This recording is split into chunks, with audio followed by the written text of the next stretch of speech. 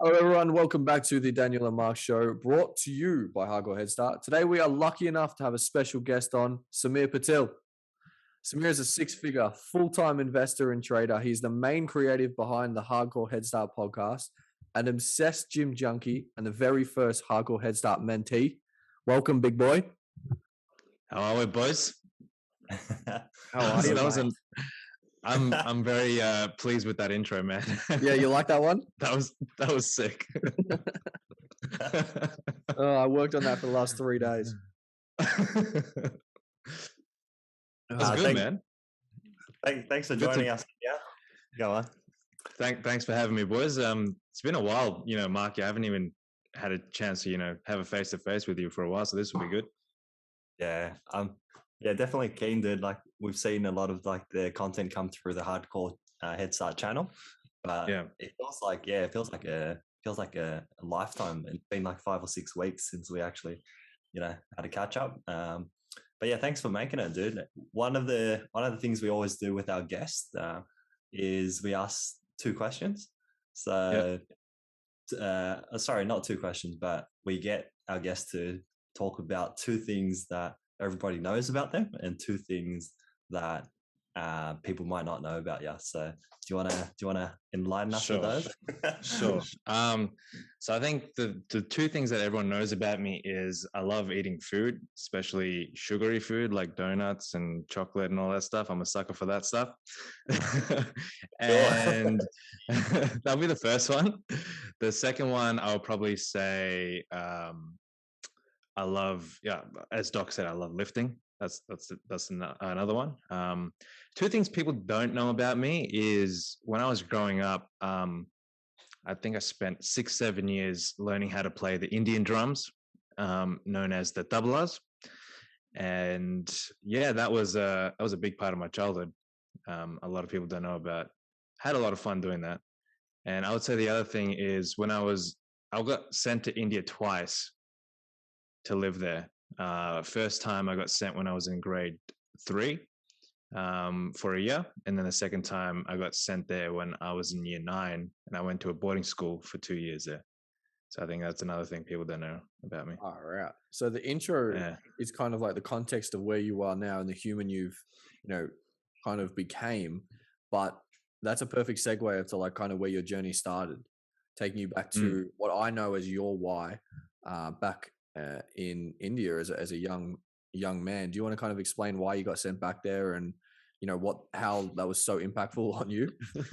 Yeah. So the first time I got sent there, I was sent there for disciplinary reasons from my parents because I was such a naughty kid. I would do things like I would literally steal anything I could get my hands on. And at the time, my parents moved to Australia in 1997. I was 3 at the time when we came here, and they were very hardworking people. So they did a lot of sacrifice early on.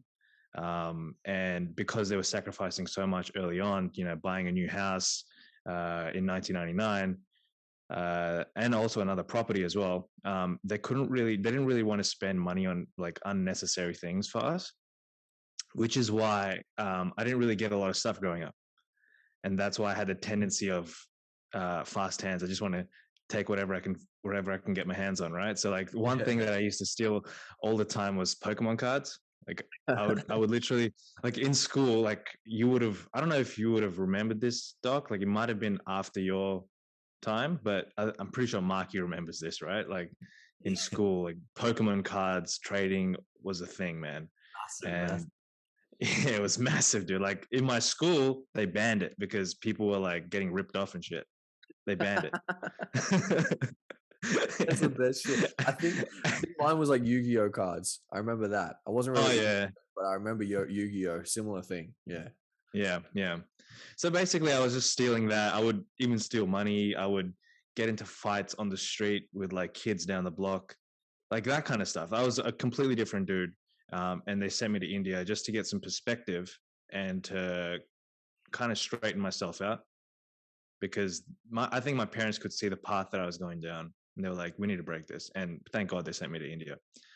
So that first time I went there was for the discipline and also to learn how to live outside of home. at an early age. So I went there. I lived with my uncle and auntie for a year. Again, I was mischievous there too, but in the Indian schooling system, you get that beaten out of you. Like literally, they will, if you do something wrong, the teacher will take a stick, get your hand out, and they'll smack your hands. God damn.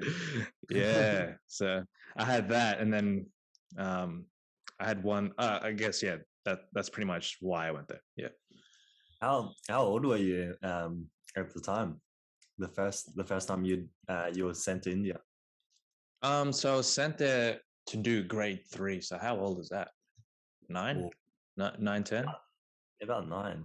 Do you remember much of what was going through your mind when you like? Did you know you were going to India, or was it like you're going on holidays and you're staying here? Like no. So okay. So the reason why we went there the first time, like, okay, my parents kind of tricked me into it because I guess another thing people don't know about me is kind of my culture, which is I'm a Hindu, but then in the Hindu culture, there's different kinds of Hindus. So I'm what you call as a Brahmin, and that's like a different caste, right? Within a Hindu religion.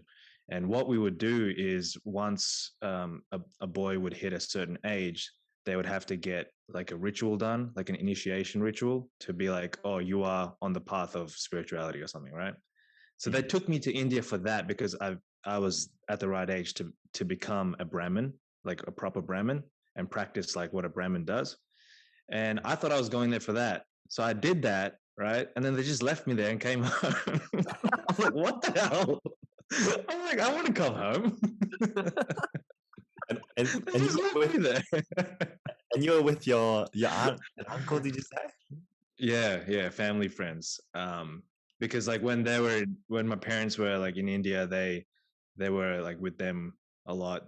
The auntie and uncle that I was with actually raised my parents as well. Yeah. So yeah. Wow. Yeah. Wow, that's intense, man. And how did they explain it to you when you kind of jarred and realized that your parents weren't in the same country anymore? I don't know exactly what they said, but they're saying, "Oh, you're going to start school next month." I'm like, "What? I already have a school in Australia." But yeah, no, I was the funny thing is like the ritual that they make you do, like they like full on shave your head and they keep like a just like a circle of hair on the back, which is like how you're meant to, I don't know, it's some really quirky ritual that they do. And I was like, I really don't want to go back to my school in Australia with this hair. And then they're like, all right, we'll just leave you here. Wow. What's the I'm actually really interested in that. Like what's the significance of Brahma? Is that right how you say it? Brahman. Like, the significance of that is like, have you guys heard of a way of life called being a brahmachari? Have you guys heard of that? I don't think so, no. I can't say so that's like leading a path of kind of almost being like a Buddhist, where you're not giving into desires and you're just living a really righteous life where you don't give into any desires, and even like you don't even get married. Okay. It's like that kind of life. Obviously not to that extent, right? But to like focus really hard on education, to become, it's pretty much like to become a better human. Okay. Yeah. Right. That's pretty much what it is. Yeah. To become a better human, but to also be more connected spiritually. All right. So how long did you actually spend in India? Was it only a year? That was a year. Yeah. Yeah. And then you came back and started what grade back in Australia? I was meant to start grade 4, but then I came back from India. They were like, "Oh, you must be smart. You can skip a grade." So then they put me in grade 5. Came back from India and just assumed you were smart. Yeah. Well, we're about to find out that you are actually quite smart. But far out, man. That's something I think a lot of people would never have actually had to go through or actually got to experience as well, especially as a young kid, or let alone their entire lives. Like, how would you say that kind of changed you from your stealing ways, or did it have a big impact, or is it kind of past tense? Oh, it definitely had a huge impact. That was like one of the first experiences that I had where I truly changed as a person in India. Because when you're in India, we take the things here for granted in a first world country. So I didn't really understand what I had here until I went to India. And it kind of forced me to grow up really quickly because I was seeing like all these people my age with nothing, right? People my age begging on the street when I'm in a nice house, going to school, having food, all that kind of stuff.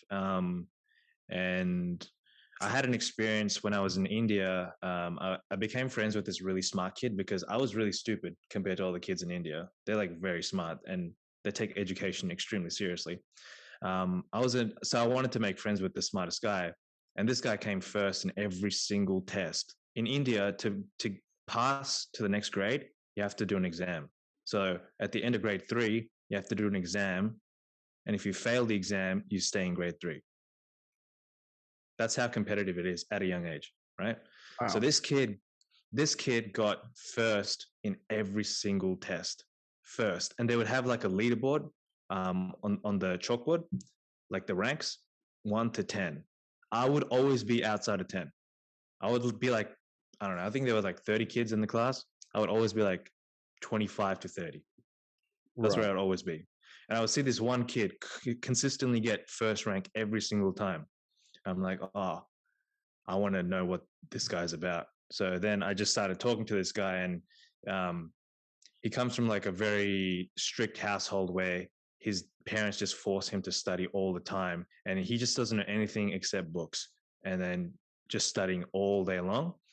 And one day, and he comes from a very poor family, and one day he came second rank, and his parents, like they beat him, like they didn't like him coming second, and they beat him. And I was like, what the hell is this? Is like an extreme way to live, right? So I don't know, I felt really bad for him, and I felt that was the first time I kind of had empathy towards someone, because growing up in Australia, I was like a very naughty kid. I would only think about myself and be selfish.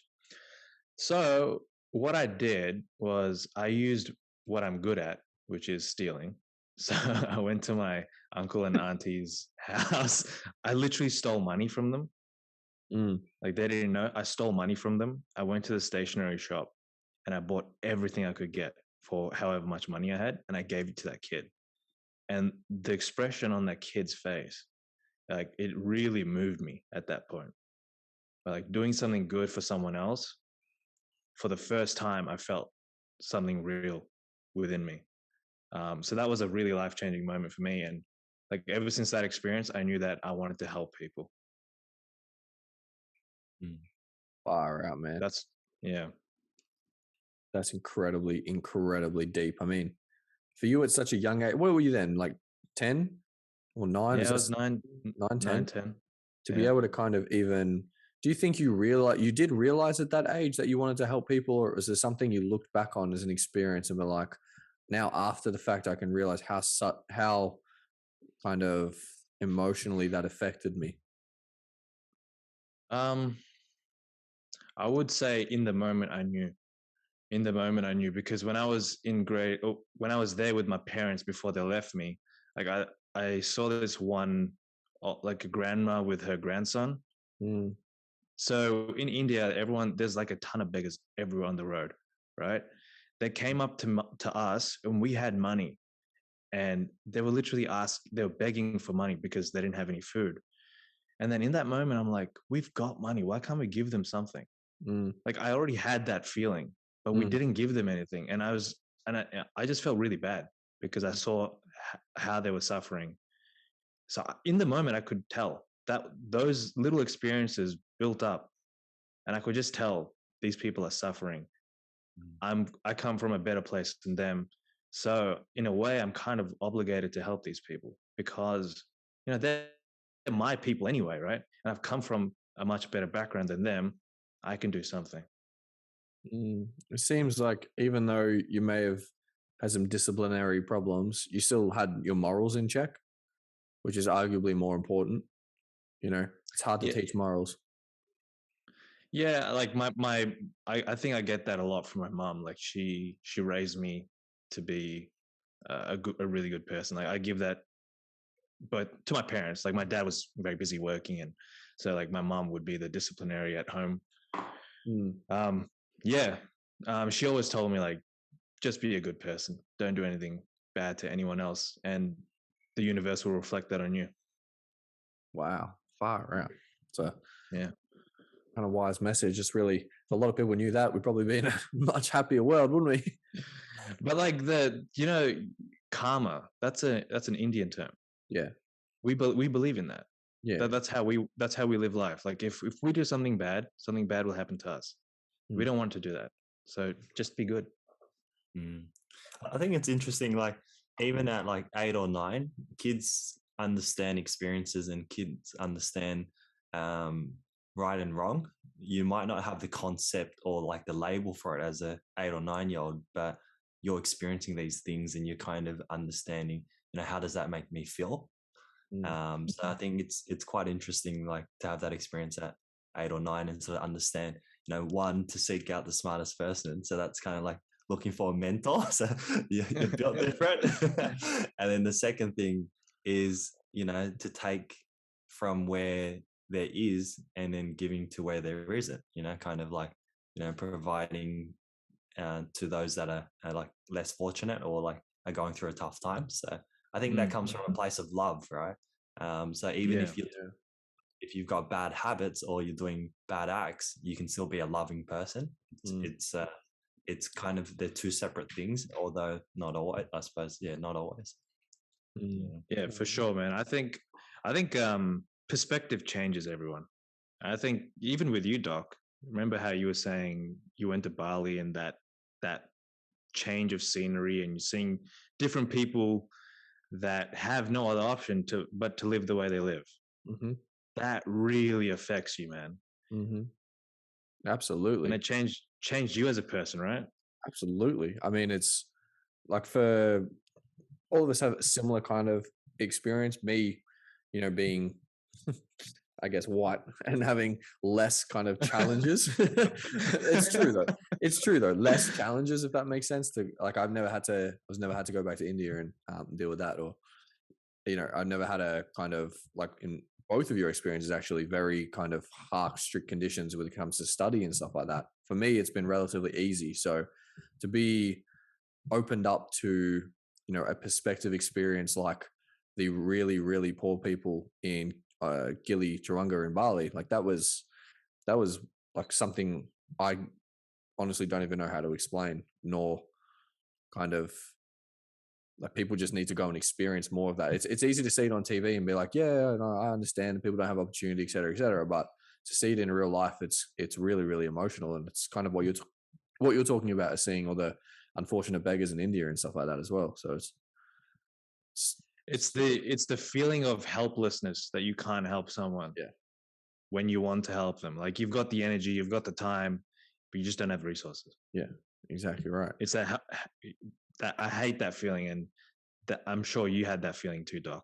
Yeah, I mean, there's no, like, even at that stage, we were getting into a kind of a position where we have more money, but even the amount of money I had at that time, I couldn't do enough to help as many people. Yeah. So, like, one problem that you realize is even if you go on like GoFundMe pages or stuff like that, you can only help so many people, and there's so many stories that are justifying help. Right? There's hundreds of thousands or millions just on that page itself alone on GoFundMe. Like, I haven't got enough capital myself individually at this point to help. And then it's kind of like, if you have the internet connection to even be able to put up a GoFundMe page, there's people in worse positions than that. So it's a really, really rough topic. And that's where we get to kind of Hardcore's vision of donating $1 billion through, effective altruism. So it's a really, really tough topic, but people don't think about it enough to actually have an answer. They just think selfishly upon themselves of like, well, I'm going through a bad time as well. So absolutely, man. Yeah, pretty rough. I think just adding to that, I think with the new perspective of seeing, especially in developing countries, you have that sense of a contrast of your worries versus somebody else's worries. And I found that, like, you know, a lot of the reasons why I did traveling was, like, for example, to kind of have new experiences, because I was kind of feeling like I was in a rut. So it was like an adventure way to sort of get out. And when you've got that contrast of seeing, okay, these people's worries are, you know, sort of around food, around sort of, you know, living day to day, but they're still happy, compared to yourself, where you're kind of worried about, hey, I can't get that car, or, like, you know, I can't, you know, my income is low compared to my friends, or whatever it is, right? And the problems or the worries are completely different in a first world country versus a third world country. Absolutely, man. I mean, it's that whole hierarchy of needs, right? Unfortunately, people can't even eat enough food to actually have enough energy or to sustain themselves to become better. You know, we have, like Sameer was saying, I mean, we got enough food here, no problem at all. Like, we got enough food here that we have food problems, that we eat too much food. Yeah. You know, people out there don't even have shelter, and that's why I saw a ghillie tea as well. It's they don't even have the basic, well, rights of a human being. Yeah. Yeah. So tell us, you came back to Australia, you went through school. What was like the next couple of years, or sort of like your later years in school like? Yeah, so I came back and I was really mellowed out. Like, I wasn't going out of my way to cause any trouble. I just wanted to, after seeing those experiences, I was just like, what can I do to improve myself to one day get into a position to help people? So I just focused on studying. I didn't know anything else. I didn't know anything about investing. I didn't know anything about reading specific books, mindset. I didn't know anything. All I knew is that I had to study hard, get a good education, make some money, so one day I can do something. That's all I knew. So then I was, you know, just being a regular student. So year 5, year 6, doing just the normal stuff, and then year 7, year 8 was a bit rough for me. That's when I had different challenges in my life. So I went from being a bully to being bullied in year 7, year 8. Because I was in like a predominantly white school, and at the time they didn't really understand, I guess, different cultures. They didn't really respect different cultures. So I was immediately like, I immediately had my neck out all the time without doing anything. So those 2 years were rough for me. And then in year 9, I switched schools to Frankston High School, which is the school where I met Dylan. And then in year 9, I went back to India for year 9 and year 10 boarding school. That was a different story. That was a completely different experience. Tell us more about that. Yeah, so the boarding school, that was to explain it, I'll probably say it kind of is like a prison.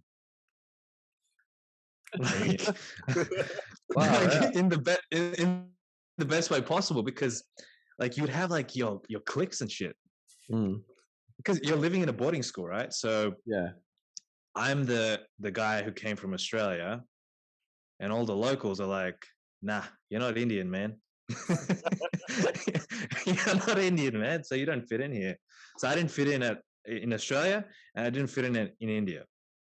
So then I had to overcome that. It took me like probably a month and a half to really make any friends, maybe 2 months to make friends. The funny thing is, they were speaking in Hindi, which is the national language of India, and they were speaking all this shit behind my back. But the funny thing is, I could understand everything they were saying. Like literally everything. I couldn't speak it, but I could understand it. And one day I just responded to them in English, and yeah, just earned their respect, I guess. And then I started making friends. But when I went there, like, I thought I could handle it, but there's something different about living in a boarding school versus living in your auntie's house in India. Like, the first 2 weeks, man, I was on the phone crying to my parents because I just missed home so much. I was homesick. And then after a while, once you start making friends, you're like, dude, I don't ever want to go home. This is the best shit. Yeah. So, wow, right. Yeah. Wow. What, like, when you're in a boarding school, like, do you get to leave, like, the actual school itself? Like, how does it work? Usually those like boarding schools, they will allow you to leave on the weekends and stuff.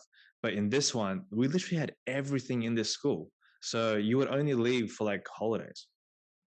So you have even like weekends, shops and stuff? we would still, yeah, we'd have shops. We'd have like every single sports facility you could ever think of. This was like an international school with really high standards for sports and studying. Yeah. So what they do is like you enter the school and then you pick a sport that you want to get good at. I naturally picked soccer. Yeah. So they actually train you by a professional coach. Wow. And that's part of like the curriculum there? Yeah, it is. They'd really want you to get a balance of both education and also sports. But then they'll also do other things like, arts, music. We'd have festivals in the school, things like that. So like we would only go out during holidays. Ah, right. It sounds like the hardcore like dojo. We want to build. The big leisure center we want to build. Yeah, right. Dude, they even had like a cinema every single day. So what they really like is they pride in the food that they make, right? They really take pride in that. And they have this really strict rule. You can eat as much as you want when you're allowed to eat. You cannot take any food back to your dorm. That is a rule, right? Okay. And every single day, man, 3 meals a day, it was literally a buffet, an open buffet. Like every single thing we'd have like naans, we'd have fucking paneer, we'd have all the good shit. Chicken 65. We'd have the good shit. It was a vegetarian school, so we didn't have chicken. That was the only problem. And I have a funny story about that because that is a school where I actually tried chicken for the first time. What? Yeah, there's a friend of mine snuck in KFC one day. Oh, you're doomed then. Oh, you're doomed. Yeah. So there was so much going on in that school that taught me so much about how to be more social, how to get out of your comfort zone and actually talk to people and to fit in different environments. So that's what I learned from that school, how to communicate with different people. Wait, chicken for the first time. Were you vegetarian growing up? Yeah, man, I was vegetarian. Really? I didn't know that. Wow. Yeah, I was vegetarian for like 16 years. Wow. Dude, I have a photo of Sameer when we're living at Keysborough, eating like a T-Rex. like it's literally like this big, and he's just. If I can get it, I'll put it up on the screen right here. It's the best photo of it. It's crazy, man. So that's really interesting. So, wow, communication-wise, like I'm sure, kind of having to deal with people all the time. Like you don't get to go back to your home, be with like your family and stuff like that. You have to always be kind of with your friends. When it comes to dorms, did you have your own room? Were you sharing room? How did that work? We were sharing with 3 other people for each room. So there'll be 4 boys in one room. Wow. Yeah. Right. So you'd really it's like literally like prison. You'd have to make friends, man. Yeah, far out. You have to make friends and you have to know how to communicate. Because if you know how to communicate, essentially you can run the whole school. Yeah. Right? You literally you get your way the whole time. Right. It's just running gangs in bloody Indian schools now, Summer. Dude, there was so much politics going on in that school, man. I just stayed out of it. I stayed out of it because I don't like to be in the drama. I like to look at it from a third person and just see and learn from it. So I stayed out of it. Yeah. You're 15, 16 at this time. Mm-hmm. Is this co-ed? Yeah, it is. Mucky, do you have any do you know anyone else who's ever been to a boarding school? Like I don't have zero experience kind of conversating when it comes to that. The only thing I can kind of relate to is like my parents, like I was a naughty kid as well. They like kind of threatened sending me to a boarding school, but it was like the weakest threat I've ever heard in my entire life. But like, yeah. Do you know anyone's been to a boarding school, Marky? I don't think I do, to be honest. Dude, it's like a movie, bro. It's a movie. Dude, whenever I watch Prison Break, I'm like, dude, this reminds me of my school. No, not really. Probably less deaths, I reckon. Yeah. No, but because we couldn't eat any food in the dorms, we literally snuck top cup ramen. That was the currency. So if you had the more cup ramen you had, the more leverage you would have. That's mad. Dude, this is literally a prison. What the? I'm telling you, yeah. So it's like you have to know how to communicate. If you don't know how to communicate, then life's going to be hard. In prison, it's cigarettes and like booze and stuff, and the contraband is ramen. Ramen, man, ramen and chocolate. That's the contraband. That's the best. Yeah. So what was what was your parents' purpose of sending you to? Like, was it just for you to study more? Was it again disciplinary? Like, what was is that something that like a lot of Indian kids go through or do, or is that just your parents' decision? Nah, not a lot of people do this.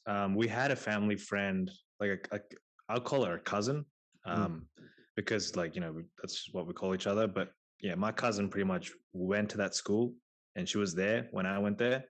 And her parents talked to my parents saying, oh, this is a good school. It'll be a good experience for me to live in a boarding school. It'll also be a good way to set myself up for VCE, because I was going to finish year 10 there and then do year 11, year 12 here. So that was my parents' thinking at the time. And also like for discipline, right? Like you can only eat 3 times a day. You have to physically be active. You have to take your studies seriously as well. Yeah. And like when I went there, like my studies were really terrible. And then I picked it up along the way because, you know, again, it's environment, right? Like everyone is there to study. So you're in that environment. So yeah, they were thinking that will set me up for year 11, year 12.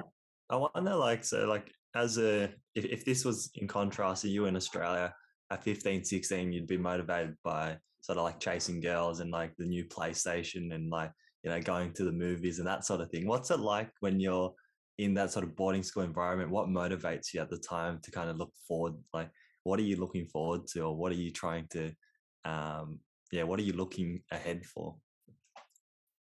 Well, in the boarding school,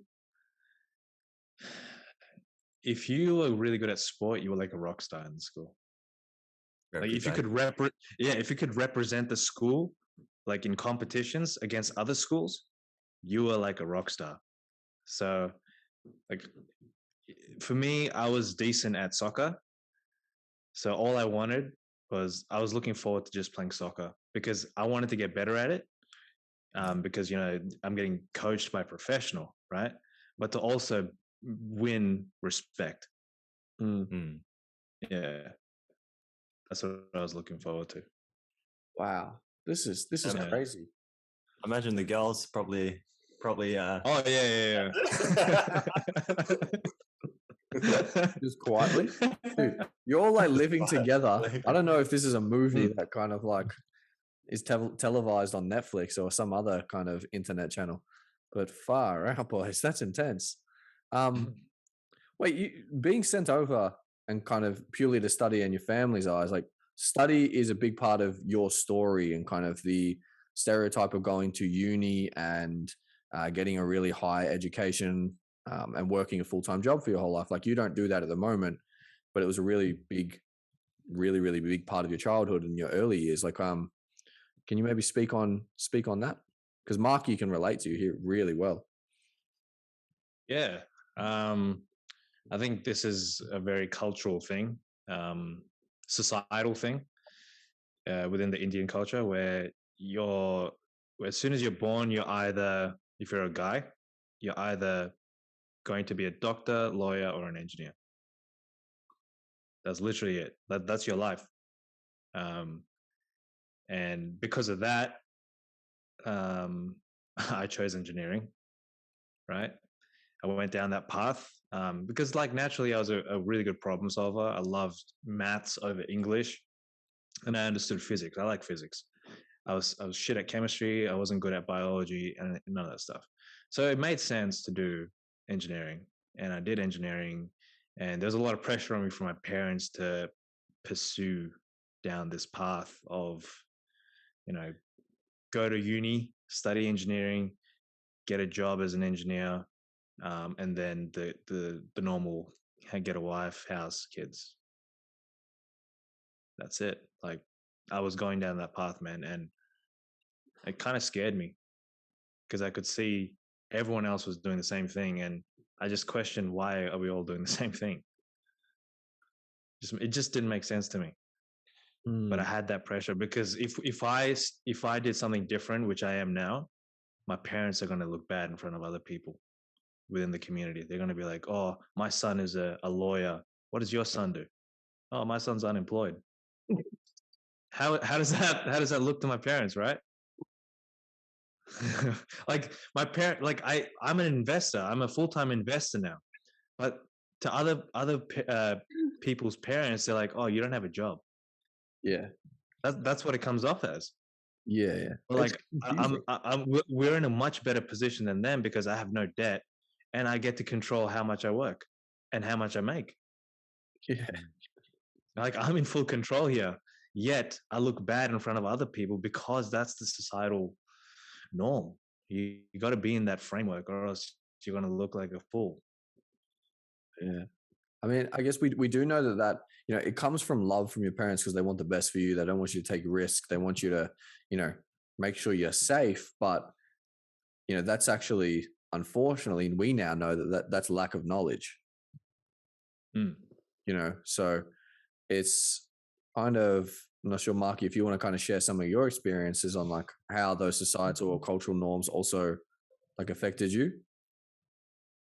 Yeah, I think pretty similar. Like whether you're sort of Asian or ethnic, there's a big focus on education, and education is a pathway to work, which means that you can provide for your family. So like they don't overthink it. They don't kind of see individuality. They kind of see kind of your sum of the community. You're kind of just really just, you're doing your part for your family. If you want to take a different path, you can do that in your own time and make it happen. But you need to go down a secure path first as an obligation first, and then everything else is like secondary to that. I think like there's a lot of similarities between ethnic and Asian cultures, and it's somewhat that sort of suppressed culture forces a lot of individuals like to kind of want to look for like a different path, I think, because of that enormous sort of pressure to be something, and it gets intensified when you don't think that the path is for you, or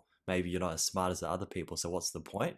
It's kind of like, all right, I'm heading down this direction. You're telling me education's good, but I'm not good at it. So you're kind of pulling your hair out. You're like, so I need to find a different path if I want to get my advantage. Even as a young kid, you kind of realize that. Do you want to tell us a little bit about how you figured your way out, or like where there was first kind of, the seed was planted, hey, there's a different route somewhere? Like what is that? Yeah, what did that look? I think for me that was kind of towards the end of my aerospace degree. Until that point, I was just doing the normal stuff. Like I really didn't have any knowledge about mindset, investing for the future. Like my big goal at that time was just get a job, finish my degree, get a job, and then just get a job that pays you like 80 grand a year. That will set me up for life. I had literally no plan after that. That was my big achievement, so I can get some validation from my parents. That was literally it, right? Because at the end of the day, was I doing this for me, or was I doing this for how my parents looked? So like what you said, Marky, was so true, because I knew that. I didn't really understand it, but I knew that in the back of my head to a certain degree. Or I'm kind of obligated because my parents have done so much for me that I should follow the safe route first, because that's what my parents were telling me to do as well. They were saying, do the safe stuff first, and then in the future, do whatever you want. But then you're losing time. 100%. And not taking the risk, right? So I totally agree with you there. But then towards the end, I'd say last year of my aerospace degree, I was always doing things on YouTube. Like YouTube was my platform. Well, YouTube was my TV. I didn't watch TV. YouTube was my TV. So I consumed so much of it. And like, I just knew this platform is going to be around forever. Right. And I would do little things like I would make music on YouTube. I would make like gaming videos on YouTube where I would like play a game and then do commentary on the game while I was playing it. I would do things like that just to like express myself, because when I was here, I didn't really have a lot of friends. And like the only thing that I could do to express myself was to make YouTube videos and to like be creative on YouTube. And one day I remember like when Pokemon Go came out, I made a really stupid, silly skit on YouTube about like dumb ways to die playing Pokemon Go, because everyone's just like looking at their phone, right? Don't even see what's happening in front of them. And then they'll just like, I just had the idea, what if they like just do dumb shit playing Pokemon Go and they die in like a really stupid way. So I just made that skit, right? And I was authentically being myself, and I didn't really care what people thought about me because I was just expressing myself. That was my space. YouTube was my space. And then, like I said, like I became friends with Dylan when I was in year 11 in Frankston High School. And we only knew each other for 1 year because he went back to Bentley. And I don't know, I just feel like things are meant to happen. Like the universe just has a plan for you, right? Like, what are the odds that in that 1 year I met Dylan and we became friends? Like, what are the odds of that happening? Right? It's like it's meant to be. So then Dylan's like, I haven't, like we lost communication for like all these years, and then Dylan saw my video. Then he messaged me on Facebook saying, "Hey, you're pretty funny. Like, we should like, you know, catch up sometime." And like at the time, Dylan was day trading, or he was doing something with trading at the time, and like on starting to build Hardcore Headstart at that time. And he had like a vision, and he wanted to be different. I think that was probably the core of what I wanted to do as well. I just wanted to do something different. I wanted to break the mold of the traditional route for Indian people and for myself. Like, I just didn't want to do something boring for the rest of my life, which is why I was expressing myself on YouTube, right? So then I was like, I thought nothing of it. And then I decided to have a chat with Dylan. Like, we went to Hao Tran for the first time. And ever since then, like, he just talked to me about what he wanted to do with Hardcore Headstart, investing. And ever since, like, when he talked about investing, it just clicked to me. It just made so much sense. I just didn't think about it myself. Like, it made so much sense hearing it from an external source. So then after that, I'm like, this guy's interesting. He is not like everyone else where like he's doing the regular stuff. He's doing his own thing and he's happy doing it. So then I was just like attracted to that kind of energy. And I just kept going back and just kept talking to Dylan over and over again. And then he started mentoring me. And I took that course, that first Hardcore Headstart course, which is a 3-day course. And he said he charges like $350 for the 3-day course. When he said, "Oh, don't worry about paying, you can pay me back whenever you want, just it's free." When he said that, dude, he earned my respect, because I didn't have money at the time, but he wanted to provide value. So I could see like he's a genuinely good person. And yeah, that 3-day course really changed me, because at the time, like I was saying, I would only, my big goal or my big dream was 80K a year, man. Get a degree in 80K a year. That was my big dream. And then in that course, I learned to think big.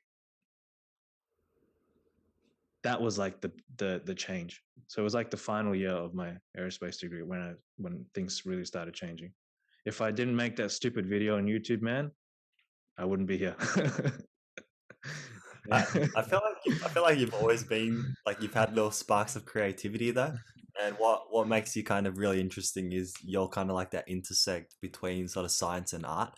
So you've got like that, you know, creative side, but that really smart, you know, engineering analytical side, which kind of makes for like a really, really interesting combination. Absolutely. And then you just found the right person. You know, you started finding your tribe, and the first person was Dylan. Yeah. It's opened up a lot of opportunities. Yeah. Like at the time, I think I was the first. I think me and another person, we came in at the same time. You were the first. But we had, for sure. we literally had nothing. Like we had nothing. Literally nothing. Not even a desk. It was just a vision at the time. And I'm like, this guy, I know him. He thinks big. I have no obligations. I'm going to go do the same thing. I want to think big. And I just took the leap, man. It could have gone wrong in so many ways, but it turned out okay. It's turned out all right. So that was now 5 years ago, Sameer? 5 years? I think it was 6 years ago now. 6 years ago, was it? I think so. COVID's a write-off. COVID doesn't count. No, I think it was 6 years because 2016. Yeah, actually, no, 5 years. 5 years. 5 years. So 5 years out, I mean, a lot's changed, and kind of that's where you and I's relationship comes into it. Where I think probably 6 months after you started, you were a mentee. I think is that right? 6 months after you came in. Something like think that. So. Yeah. So that's when we first started getting to know each other, and like, right, like I come from a world where and still had the same mindset that success was getting a degree and getting a really good job and being very intelligent. So my idea of intelligence was Sameer, and that kind of like progression through uni, like that's what like my brain back then thought, well, that's what smart people do. They go to uni and stuff like that. That's what I thought too. Yeah, I mean, obviously we know now that it's probably the opposite. Well, there's always a place for uni. Some people need it, but the majority probably don't do enough thinking to realize that they don't actually need it. What was the first, I guess, couple of years like in the journey, realizing that you actually know nothing, trying to separate, I guess, ego from your personality? You want to talk a bit about that? Yeah. Yeah, at the start, I would say like I didn't really have a lot of ego. I was really curious to learn. Yeah, like I've always been like that. I just want to learn. I want to learn things that I'm interested in. And investing was the thing that I found really, really interesting. And now it's a passion of mine, right? But yeah, like before I would be very reactive to things. So I wouldn't really think about stuff. I would just say things because I obviously don't have any knowledge and I just wanted to look smart. But like I didn't, like, even though I had a degree in aerospace engineering, I never let that become a qualifier for anything. I was never like, oh, I'm an aerospace engineer, I know this. I was never like that. I was like, I always detach myself from that because to me that has no value. So like I don't know, like with ego, I would say there was some ego. Everyone has ego, right? But I would say I was always open-minded. I just wanted to learn. So I was always a student. And to go back to being a student, I love being a student and I thrive off being an underdog. So I was like, this is my element. I want to be in ground zero. Yeah. Interesting. All right, cool. So I guess we know the most important thing of the journey is not just knowledge, but it's money, right? Getting as much money in the market. So in your position, coming out of kind of like an aerospace degree with debt and whatever job at the time, like how was the grind as per se to get as much money in the market as possible? How was that? It was not easy, man. So after my aerospace degree, I got a few part-time gigs here and there, but really didn't have an actual job as an engineer until towards the end of 2016. That's when I really started. That's when I got the job at the Department of Defense. And that's when like I had the opportunity to finally work and put money into the markets. Until then, I was just scraping by like whatever I could get. I made some stupid decisions. Like I bought a car, right? I bought a car when I shouldn't have at the time. Like it's okay to buy a car, but like the timing was wrong. and I didn't understand that. So I made those type of mistakes, but I was working hard, man, like just to save as much as I can, keep my expenses low. At the time I was living at home, so my expenses were low. And I was just following what Dylan was saying, just put money into the market every single week, every single pay that you get, just put money in. I literally had no cash in my bank. I was investing everything. So I was very aggressive with it. That's, I mean, it's what's necessary at that age, right? And probably, I'm not sure if you want to get into it, but a little bit, I guess, about your family when it comes to investments, they're relatively under leveraged and don't take a lot of risk. So that's kind of the polar opposite. Was there a lot of challenging kind of conversations and thoughts between what Dylan was saying and what kind of like your parents were saying? Because that was a massive thing for me. It was like Dylan saying one thing, a mentor saying one thing, and then, you know, the rest of the world is saying something else. So I didn't really take any advice from my parents because I knew if I took advice from my parents, I would be like them. I knew that. So I only listened to Dylan, and I didn't really, when I was investing all my money that I earned from my job into whatever assets that I was investing at the time, I never told my parents. Oh, okay. I never talked to them about it because I knew they wouldn't understand. And I knew that like I wasn't smart enough to explain it to them. They just wouldn't understand. But it made sense in my head that I actually at the time I didn't even know how much what assets they had. I didn't know they were that under leveraged at the time. All I knew, well, like I remember the only one time that I clashed heads with my parents, it was with my dad when the first book that really flipped my mindset about investing in finance was Rich Dad Poor Dad. That was the first book, and it really made a lot of sense. Hold assets, don't hold liabilities. Right? Assets brings money into your pockets, liabilities takes it out. So I was telling my dad, you should read this book because my dad was really into real estate and he still is. And he prefers real estate over stocks and other form of assets. So I was like, why don't you read this book? And he's like, I already read it ages ago. Books don't mean anything. It's just a book. You can't do anything from it. I'm like, so I had that environment and I was just clashing heads with him and I just disagreed with him. And ever since he said that kind of stuff, I just didn't say anything. I just kept investing the way I wanted to invest. And if I made a mistake, it's on me. Interesting. Do you feel like it from there, maybe it was like a trying to prove him wrong kind of thing? Yep. Absolutely. Like it was always, my dad has always been the biggest chip on my shoulder. Interesting. Wow. Okay. So like growing up, I would always seek validation from my dad, especially my dad, because to him, growing up, nothing was good enough. So I would always try to outdo someone else just to say, hey, look, this is what I achieved today. It was always like, oh, what did you do today? It was always kind of like that. So I guess that in a way is ego. So I'm like, I have that ego to prove to my dad that my way is better than your way. No, interesting. Right. So I guess like one place I do want to go because I think it's incredibly relevant in the time that we live in is similar to is like following trends, drop shipping, and you've had a decent amount of experience like that with an unfortunate failed business similar to Marky. So it's like the question I kind of want to ask is what advice, and maybe tell the story about the venture that you decided to take and kind of explain when that was, what year that was, what the thought process was, what you were going through. I think it was after 2017 as well, right? So yeah, maybe kind of just give a rundown of 2017 and then how you're feeling after that and how that led into that business venture of yours.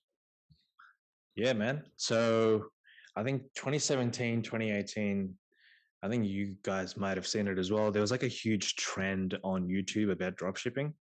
And it was just like all these videos about like, oh, how I made 6 figures in a month dropshipping. So things like that caught my attention and I looked into it, but again, wasn't self-aware, right? About my skills as an entrepreneur. and as a business owner. And I didn't really have any understanding of like accounting, like how much money should be coming in, how much you should be spending, all that kind of stuff. But I was just following this, like I bought courses on like how to start drop shipping businesses. And all I wanted to do at the time was to generate passive income. And I'll tell you what, there's no such thing as passive income. Like you have to put in some work to make passive income, right? So yeah, like I think in that moment as well, I was more detached from Hardcore Headstart. Like I was kind of going off a different path, trying to see if I can do this on my own.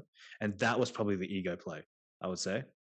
Like I thought I could do this on my own, and turns out I couldn't. So I kind of distanced myself from like you guys and Hardcore Headstart. And at the time, I was drop shipping products from China, like on this website that I made that I was paying for. And I had a mentor at the time who told me about all these, how to market products. So it's pretty much like it's cold marketing, right? So you would pay money to run ads that hopefully generate more revenue than how much it costs to run the ad. And that's how you would make your money. But the thing is, it cuts out quality, because now it's just speed and it's so transactional that you don't give any fuck about the customer, right? Like you don't care about what the customer receives, just as long as you get money out of the customer. So I was going down that path and I was investing so much money into it. I think I lost like 20K. I lost 20K from that venture, and I learned a lot. Like it wasn't just lost I learned a lot of information about myself from that. Like I was doing a lot of dumb shit. Like I was just buying all these stupid products to test them out because the course said so.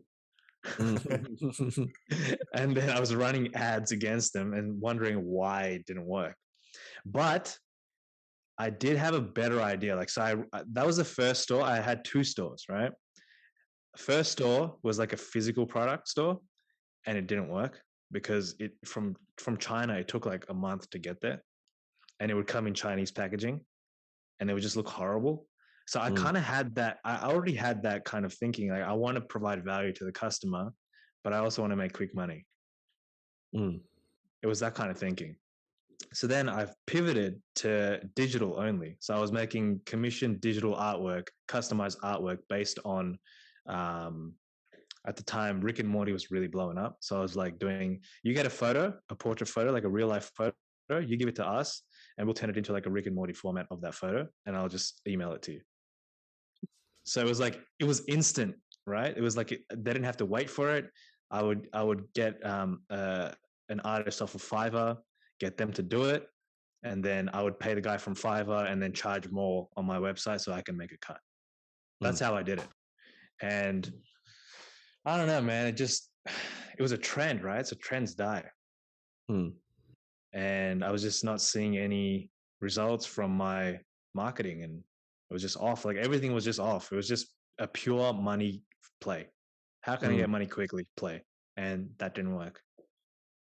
So then I fell into like a spiral. I had a little bit of depression there because like I was chucking money at something and it just wasn't returning anything. And then I realized, fuck, maybe I'm not meant to be the number one. Maybe I'm not meant to be a CEO yet. I don't have the knowledge yet. So then I came back to Dylan and asked to be his mentee again and got back on track. So I made that mistake. And then from that, I learned so many things about myself. Yeah, I mean, like even after going through the beginning of Hardcore Headstart and then kind of, in your own words, separating yourself a little bit, and you were still obviously living in the house. We were still all close, but it was interesting to watch. But I think it's something you needed to go through. Sure, man. Definitely to understand. Sure. And like self-awareness is a funny thing, right? Because it's hard to be able to be, everyone wants to be self-aware, but it's hard to actually be self-aware. So sometimes we learn through experience, and experience kind of is our teacher. So, I mean, for you to be able to come out the other side and now you're in such a ridiculously phenomenal position with your creativity at all-time high. Everything's at an all-time high. Your intelligence, your knowledge. I mean, your teeth are so damn white. I mean, everything. So what are the biggest lessons from that, I guess, is the question. I think the biggest lesson is, if you're in a deep well, there's always a way out. There's always a way out. And if you've sunk so much time, so much money, so much resources into something, don't be fooled into thinking it'll work. Because the universe doesn't work in your way. It works how it wants to work, right? So be prepared for anything. And if it does fail, take it on the chin and go again. And by go again, I mean learn from your mistake and don't make that mistake again. That's what I would say. There's always a way out. Like, if you failed, good, because now you know what not to do. Absolutely. Start again. Absolutely. And figure out a better solution. And be self-aware. Like, don't attach your ego to things. I could have easily been like, I've sunk in $20,000. I'm going to keep going. I could have been 100,000 in the hole and gone nowhere. You know what I mean? Yeah. So know when to quit. Yeah, absolutely. Fire out. How's that? Like, Marky, you have more experience. Me, I've never started a business for myself, so I don't know. Marky, you've got more experience in that kind of realm. Yeah, it's super interesting just to hear that perspective. And, you know, I never knew that about you, Sameer, about that business, and like both businesses actually. Yeah. But, you know, one thing that's kind of stuck with me recently is this idea that, you know, failure allows you to see things honestly, the way God intended, like in the sense that, like, you know, when you have a chip on your shoulder, often you have this ego to kind of keep your dreams big and your ambitions big, which is fine, right? But through failed lessons, you learn, okay, what self-awareness things am I sort of missing? What skills am I lacking?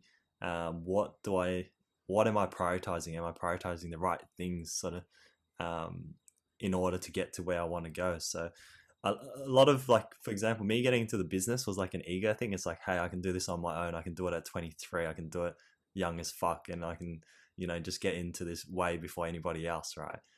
And then I realized I got into a business that I have no interest in. And I just had this mentality, if I did it right, I could make the business do well. But it's like, well, you've got no interest in it, so how are you gonna sustain? So being good at something is only half the equation.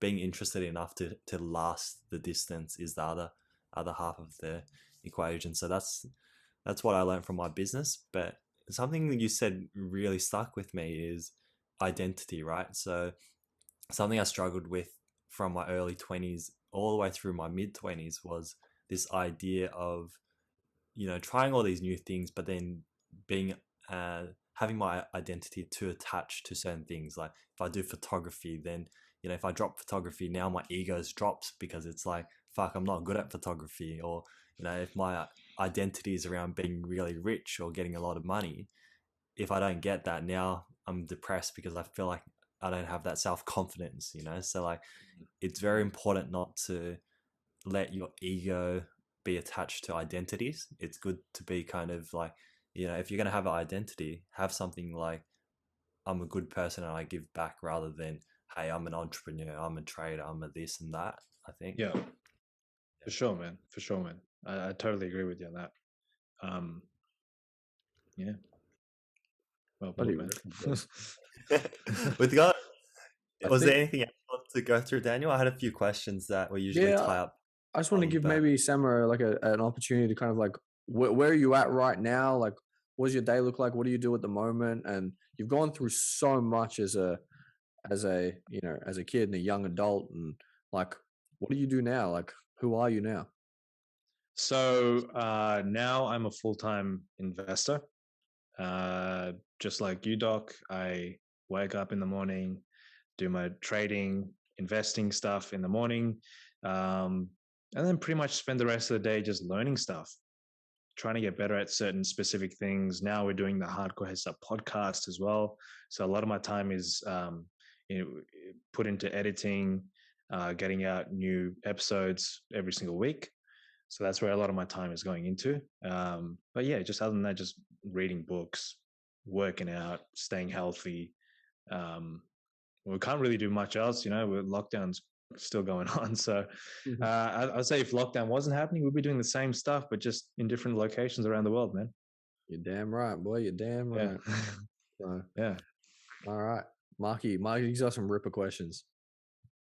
Yeah, cool. So a couple questions that get some really interesting responses, and you might have heard from some of the other podcasts.